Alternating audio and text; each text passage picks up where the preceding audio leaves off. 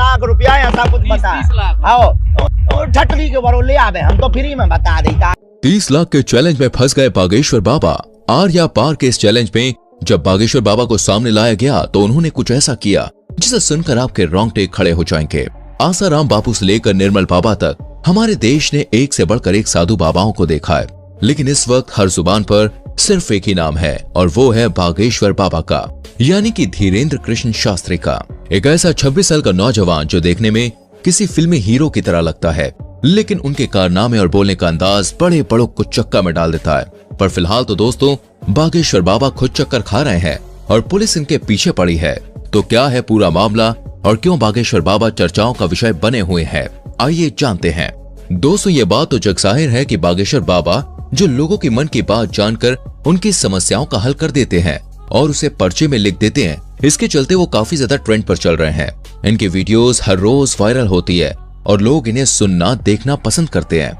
लेकिन वो कहते हैं ना, मीठा ज्यादा हो तो चींटियां लगने ही लगती हैं, और ऐसा ही कुछ हाल बागेश्वर बाबा के साथ भी है। तभी तो अलग अलग क्षेत्रों से लोग इन्हें बदनाम करने के लिए सामने आ रहे हैं कि क्या ये बाबा लोग वास्तविक हैं? कुछ इन्हें खुला चैलेंज कर रहे हैं तो कुछ इनकी विद्या पर शक कर रहे हैं, फर्जी हैं, धोखेबाज हैं। अभी एक टीवी शो के दौरान माइंड रीड करने वाली सुहानी ने कहा कि धीरेन्द्र शास्त्री अगर हमारी तरह दिमाग पढ़ते हैं तो इसमें कोई बुराई नहीं है, लेकिन इस कला को भगवान की कृपा कहकर लोगों के बीच अंधविश्वास फैलाना ये बहुत गलत है।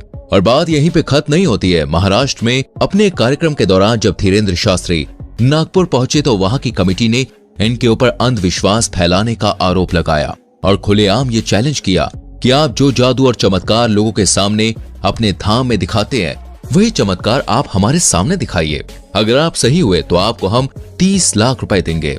अच्छा। लेकिन कमेटी वालों का कहना है कि धीरेन्द्र शास्त्री इस चैलेंज से इतना ज्यादा डर गए हैं कि वो वापस लौट गए। इसके बाद महाराष्ट्र की उस कमेटी के श्याम मानव ने धीरेन्द्र शास्त्री के खिलाफ पुलिस कार्रवाई की मांग की।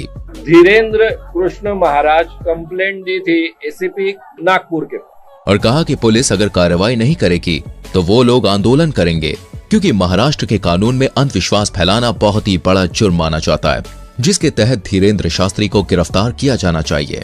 धीरे धीरे महाराष्ट्र के नागपुर से निकली ये बात पूरे भारत में फैल गई, जिसके बारे में कई सारे लोग धीरेन्द्र शास्त्री से सवाल जवाब करने लगे, जिसके जवाब में बागेश्वर धाम सरकार ने कहा है कि हम बीच में कथा छोड़कर भागे ये बोलना बंद कर दें। हमारी कथा 7 दिन तक की ही थी कि डेट घोषित कर दी थी कि हम केवल 7 दिन की कथा करेंगे। लेकिन लोग विश्वास क्यों करेंगे? भारत में साधु महात्माओं की इज्जत का ऐसा फालूदा हुआ है कि चाहकर भी धीरेन्द्र शास्त्री पर विश्वास नहीं कर पा रहा था कोई। बड़ी बड़ी मीडिया कंपनी लगातार उनके चमत्कारों पर सवाल उठा रही थी और इन्हीं सारी चीजों से तंग आकर एक दिन बागेश्वर धाम सरकार ने सभी को अपने दरबार में बुलाया और कहा कि मैं नहीं बताऊंगा कि किसकी अर्जी लगी है। स्वयं छट जाइए, देखो नहीं तो विरोध होगा, नहीं तो ये कहेंगे तुझी के से सेटिंग है। आप लोग खुद अपने लोगों को खड़ा करिएगा और मैं उनकी परेशानियां और उनके मन की बात पहले से ही कागज पर लिख दूंगा और आप जिसको बहन जी लेकर आएंगे उसी का पर्चा ये निकलेगा। और जब ये चीज हुई तो हर कोई देखता रह गया। आपने अपनी समस्या बताई थी क्या? अपना नाम बताया था क्या? क्योंकि बागेश्वर धाम सरकार ने वाकई में सारी सच्चाई पहले से ही लिख रखी थी। बिल्कुल सही है, बिल्कुल सही। किसी को यहाँ बताया था? नहीं, मैंने ये सब कुछ देखने के बाद लोगों की बोलती बंद हो गई। लेकिन बागेश्वर धाम सरकार के ऊपर उठने वाले सवालों का सिलसिला अभी खत्म नहीं हुआ। इनकी कही हर एक बात को लोग विवाद बनाकर खड़ा कर देते हैं और ये बात सच भी है। आज बागेश्वर धाम सरकार इतना बड़ा नाम बन चुका है कि जो कोई भी इनका नाम लेता है वो खुद ही फेमस हो जाता है। बड़े बड़े न्यूज चैनल घंटों केवल इन्हीं के बारे में बात करते हैं और लोग बड़े मजे से सुनना देखना पसंद करते हैं। अभी कुछ समय पहले जब बागेश्वर धाम सरकार ने बुलडोजर चलवाने की बात कही थी तब भी काफी ज्यादा कंट्रोवर्सीज खड़ी हुई थी, जिसके बारे में एक इंटरव्यू में जब धीरेन्द्र शास्त्री से पूछा गया तो उन्होंने बड़े साफ शब्दों में कहा कि धर्म और ईश्वर उनके माता पिता के समान है और अगर कोई उनके माता पिता पर पत्थर मारेगा तो वो भी शांत नहीं रहेंगे। धीरेन्द्र शास्त्री की इन बातों से साफ जाहिर होता है कि वो लोगों के सामने किसी फिल्टर के साथ नहीं आते हैं, बल्कि जो अंदर से है वो बाहर से भी दिखाते हैं। तभी तो ये आए दिन विवादों में घिरे रहते हैं और कुछ लोग तो ये सोच कर ही हैरान है कि आखिर एक 26 साल का नौजवान शख्स इतना ज्यादा लोकप्रिय कैसे हो गया, कैसे करोड़ों लोग आज उसके भक्त हैं और उसके धाम पर लोगों की लंबी लाइन लगी रहती है। तो दोस्तों इसका सीधा सा जवाब है ईश्वर की कृपा। जी हाँ, वो कहते हैं ना, ऊपर वाला अगर किसी पर मेहरबान हो जाए तो मिट्टी भी सोने में बदल जाती है। और धीरेन्द्र शास्त्री तो खुद को बालाजी महाराज यानी कि हनुमान जी का सबसे बड़ा भक्त कहते हैं। मध्य प्रदेश के छोटे से गांव में जन्म लेने वाले धीरेन्द्र शास्त्री के दादाजी भी पूजा पाठ का काम करते थे और बागेश्वर धाम लगाते थे, लेकिन इनके दादाजी उतनी प्रसिद्धि प्राप्त नहीं कर पाए जितनी आज धीरेन्द्र शास्त्री ने कर रखी है।